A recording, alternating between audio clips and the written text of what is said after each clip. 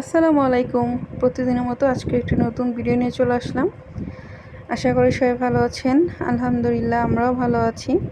তো ঘুম থেকে উঠে আগে ঘরের সব কাজ করলাম আর পর্দাগুলো মেলে দিছিলাম। এগুলো আগের দিন ধোয়া হয়েছিল কিন্তু মানে শুকাইতে দেওয়া হয় নাই। তো আমি এখানে চাপটি বানাবো, তাই আটা একটু লবণ দিয়ে গোলায় নিতেছিলাম। আর এই যে চামচ দিয়ে আমি চাপটিটা দিতেছিলাম। এখন উল্টায় পাল্টে নিতেছি, একদম রুটির মতো চাপটিগুলো হবে। তো মুরগির মাংসের যে ঝোল ছিল ওইটা দিয়ে আমি চাপটিগুলো খাবো। তো আসলে শর্টকাট রুটি বানাইতে ইচ্ছা করতেছিল না, তাই শর্টকাটে চাপটি বানাইছি। অনেকগুলোই চাপটি হয়েছে, 1 কাপ আটা দিয়ে 4-5টা চাপটি হয়েছে। তো এতগুলো মনে হয় না আমি খাইতে পারবো, তো কিছুটা রাইখা দিব। 2টা খাবো, বাকিটা রাইখা দিব। তো নাস্তা করার পরে একটু ক্ষুধা লাগতেছিল, মানে 2টার দিকে। তখন ভাত খাই নাই, আনাস খেলতেছিল। তো তখন আমি একটু নুডলস খাই নিলাম, ও খেলতে থাকুক। আমি ওরে পরে গোসল টোসল করাই দিব খাওয়া শেষে। তো আমার ঘরদোর গোছানো প্রায় শেষ।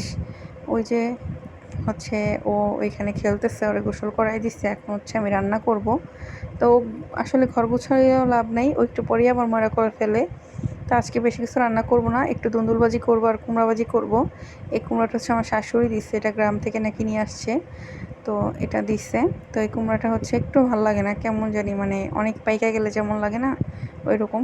তো আমি এটা আনাজটাই বেশি খাওয়াই ফেলছি। আমরা একটু আজকে ভাজি খাইছিলাম, আমার কাছে একটুও ভালো লাগে নাই, আর ইমোর কাছেও নাকি ভালো লাগে নাই।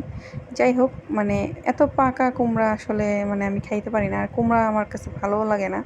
কিন্তু কুমড়া তো আসলে অনেক পুষ্টি, কিন্তু আনাজকে দেই, আনাজ কুমড়া খায়। যাই হোক, এখানে দুন্দুলবাজিও করছিলাম। তো দুন্দুলবাজি আনাস, মানে দুন্দুলবাজি আনাস না, সরি, আনাসের বাবা খাইতে পছন্দ করে। আমার আসলে দুইটা একটাও খেতে ভালো লাগে না, দুন্দুলবাজিও খেতে ভালো লাগে না, কুমড়াবাজিও খেতে ভালো লাগে না। তো এখানে আমি আজকে রান্নাঘর পরিষ্কার করছি একদম পুরাটা। মানে এই যে এখন এগুলোও পরিষ্কার করব। তো তরকারি মানে ভাজিগুলো হইতে হইতে আমি সব কিছু পরিষ্কার করে নিব। তো এখন দুপুরে খাইতে বসছি।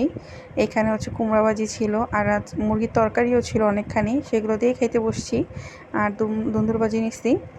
তো এখানে আমি একটু চা বসাইছি, চা নিয়ে আমি একটু ছাদে যাব। আজকে একটু মানে ভালো লাগতেছে না, ঘরের মধ্যে অনেক গরম লাগতেছিল। তো আমার জন্য এই যে দুধ চা করবো, আর ইমুর জন্য লেবু দিয়ে রং চা।